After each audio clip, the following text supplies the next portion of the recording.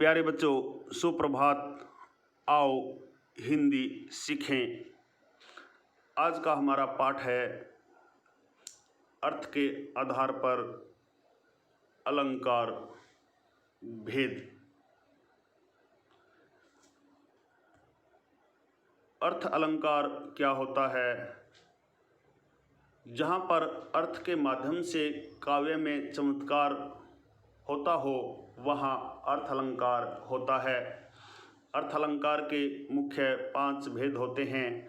Number 1 उपमा अलंकार, number 2 रूपक अलंकार, नंबर 3 उत्प्रेक्षा अलंकार, नंबर 4 अतिशयोक्ति अलंकार और नंबर 5 मानवीकरण अलंकार।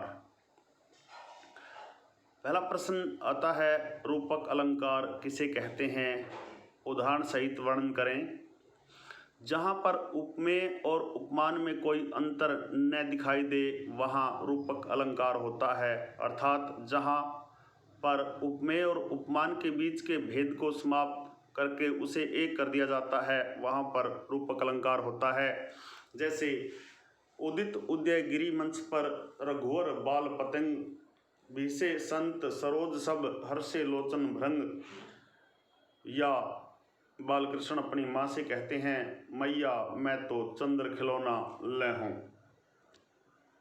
नंबर 2 उपमा अलंकार क्या होता है? उदाहरण सहित वर्णन करें। जब किसी व्यक्ति या वस्तु की तुलना किसी दूसरे व्यक्ति या वस्तु से की जाए वहाँ पर उपमा अलंकार होता है। जैसे सागर सा गंभीर हृदय हो, गिरि सा ऊंचा हो जिसका मन, या मखमल के झूले पड़े हाथी सा टीला, या चांद सा मुखड़ा। उपमा अलंकार की पहचान होती है जिन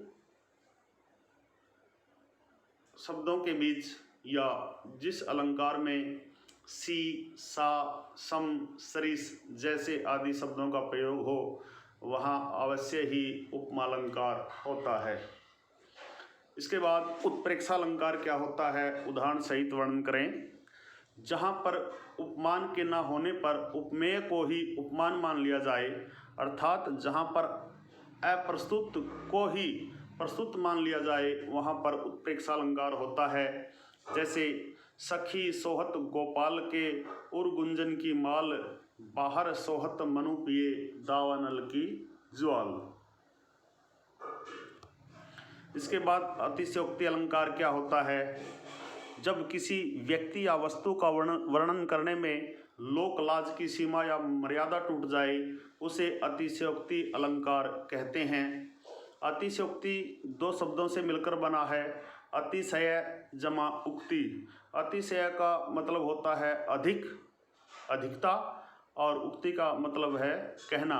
अर्थात जब किसी वस्तु, व्यक्ति या विषय का लोक मर्यादाओं से बढ़कर वर्णन किया जाए वहाँ अतिशयोक्ति अलंकार होता है।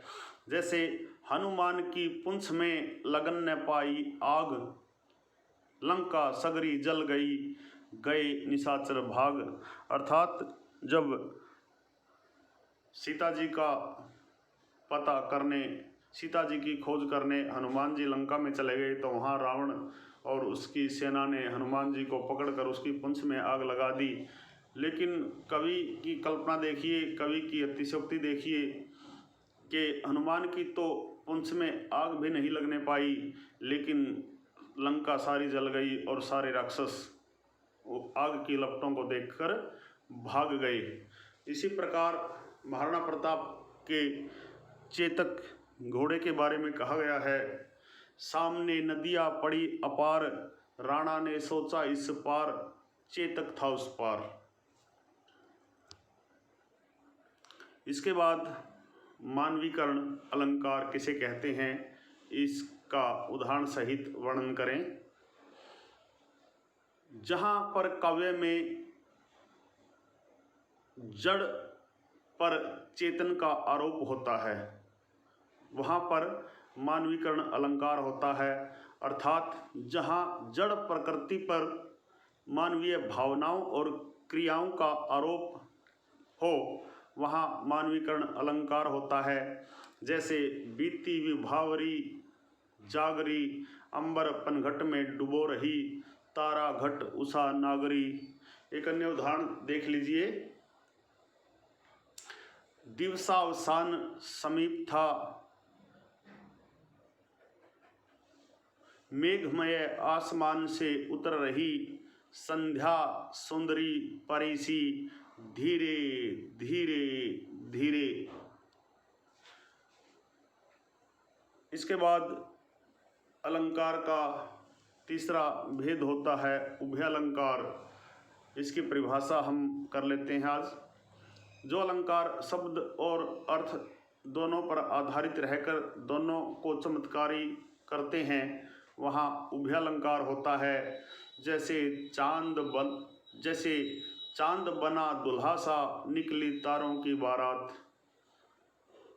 प्यारे विद्यार्थियों, मुझे आशा ही नहीं पूर्ण विश्वास है कि आओ हिंदी सीखे के अंतर्गत आज अर्थ के आधार पर अलंकारों के भेद और इनकी परिभाषाएं उदाहरण सहित आपको अवश्य समझ आए होंगे। आप जब तक ना समझ आए बार बार वीडियो को देखें। बस आपको मान लेना है कि हम क्लास में बैठे हैं और हमारे हिंदी अध्यापक हमें नियमित रूप से आमने सामने होकर जैसे पढ़ाते हैं वैसे ही पढ़ा रहे हैं। आपने अपने मनोबल को, अपने विश्वास को बनाए रखना है। यदि आप अपने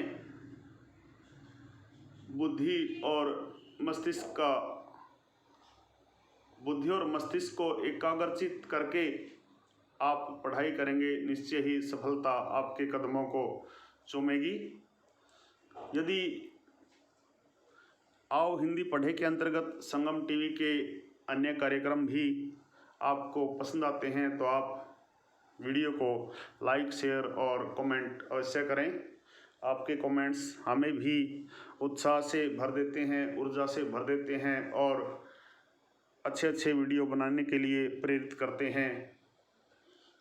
यदि आप चाहते हैं कि संगम टीवी पर प्रसारित होने वाले धर्म और अध्यात्म से जुड़े कार्यक्रम, शिक्षाप्रद और ज्ञानवर्धक बातें YouTube पर डाउनलोड होते ही सबसे पहले संदेश आपके पास पहुँचे, तो आप संगम टीवी को सब्सक्राइब और बेल आइकन को अवश्य दबाएं।